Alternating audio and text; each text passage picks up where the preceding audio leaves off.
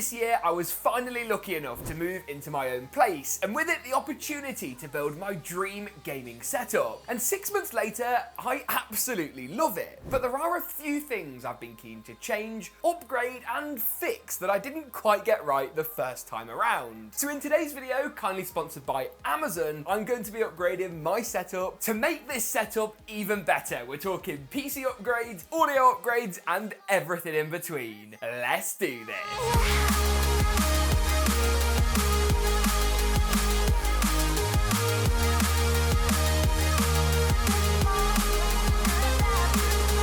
I've got to start by giving a massive shout out to Amazon for making this video possible. Prime Day is here, and so are loads of deals on the latest tech, making the upgrades to this gaming setup actually possible. For example, there are awesome savings to be had on the Bose lineup right now. These QC45s are my headphone of choice and currently on offer, link down below. As are these Quiet Comfort 2 earbuds, allowing me to upgrade the audio both in the setup and when I'm on the move. But I'll be looking at these in a bit more detail later. The first major change that I want to make to my gaming setup is the desk. Now, I absolutely love this fairly budget-oriented IKEA setup. I've got loads of storage, the desk's nice and wide, but it doesn't allow me to stand up, something that I'd like to do more while gaming, but mainly working. And that's where this Flexi Spot kit comes in. It's fairly good value, often can be found for a great price, and it supports any existing desk, meaning you haven't got to swap out for a tabletop that doesn't really suit your setup. We've probably bought 4 or 5 of these now and been incredibly impressed with all of them. Different color options, easy to install, and as you can see, fit my desk like a charm. Of course, to install the sit-stand desk kit, I need to actually get everything off the setup, so let me turn the PC off, shut my Alienware monitor down, and move literally everything. Oh, that is so heavy. That is very, very heavy. It's actually kind of sad. The desk looks a little bit bland and naked. In order to actually install the stand desk, I need to unscrew it because it's currently screwed onto my Alex drawers. Now, in order to actually unscrew it, I need to take some of these drawers out. So this could take me a few moments. I didn't quite think it would be this complicated. 2,000 years later. And if I've removed the screws correctly, yes, the desk lifts up, meaning the frame is going to go just on the insides here. My headphone hanger is going to have to move. Oh, it's sort of taking the whole desk with it. Nope, come on, gee, bloody hell. There we go. Right. Oh, beautiful. Here is the standing frame. The key difficult bit is that we've just got to get it under the desk. So what I need to do now is I need to make sure that we're actually mounting the legs perfectly square in the middle of the desk. So from the edge of the desk to the desk legs is 38 centimeters on that side, and on the other side 42. So we need to move the desk that way a little bit more. And once I've established that it's actually square to the left and the right, I'm going to check the depth, and I'm pretty happy with that too. So all it's a simple case of doing is screwing the desk into place. He says simply, and I'm literally sweating. Ignore the cable mess, but in theory, if we test it, the desk, yes, look at that. Now, is it gonna hit? Oh, that wasn't good. That was bad. Who knew this standing desk would be such a pain for cable management? Well, I probably could have predicted it would be a pain for cable management. But anyway, if you're gonna do a standing desk, be careful of your RGB strips.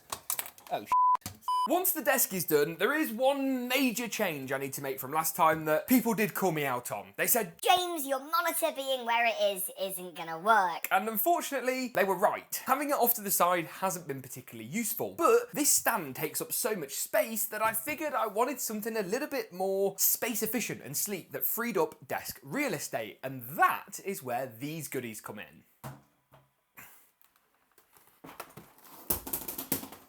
I was close. When I first got this monitor, it didn't have a VESA mount included, so I went online and bought this one, which has actually been 3D printed for my Alienware AW3423DW. Very catchy monitor naming scheme, which will allow me to use my monitor with this thing. I think I need some scissors.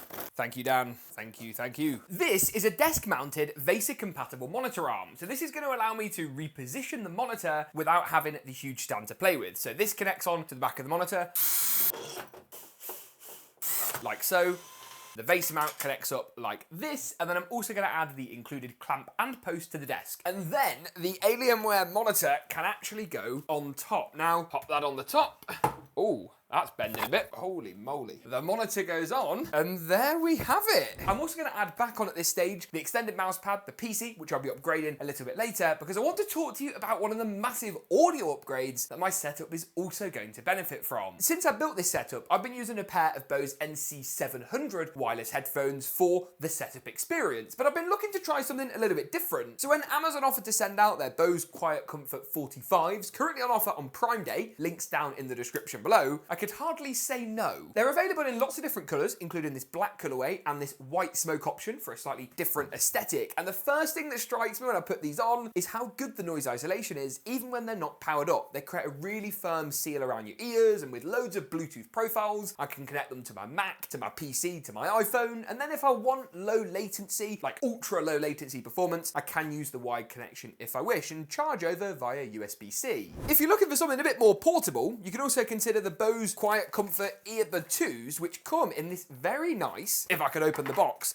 little charging case. Look at this. It charges up via USB-C, and then you open it up and you've got your really nice in-ear earphones, left and the right. Feel pretty comfortable. So there's plenty of options to play with. I've also been sent over this Bose SoundLink Flex, so loads of different options depending on what you're after. I'll link these alongside my favourite Prime Day deals on my Amazon influencer storefront down at the description below. Now there is one other major part of the setup that I'm also looking to upgrade, and that's the keyboard. You might be wondering why I could possibly want to upgrade my keyboard when I've been using this for the last 6 months, the very expensive Corsair K100 Air. Now to be totally honest with you, I like the low profile design, I like all the different buttons and the volume control and all of that. It's a good keyboard, but it's not really for me. And I've got to be honest, I've decided I want a bit of a change of pace. And that is where this comes in. Now this is the Ducky 1.3. So this is a more enthusiast level keyboard, but at a price point that in theory doesn't break the bank. Now let me show you exactly what this keyboard has to offer. You can hear already the amazing sound of these switches. Listen to this.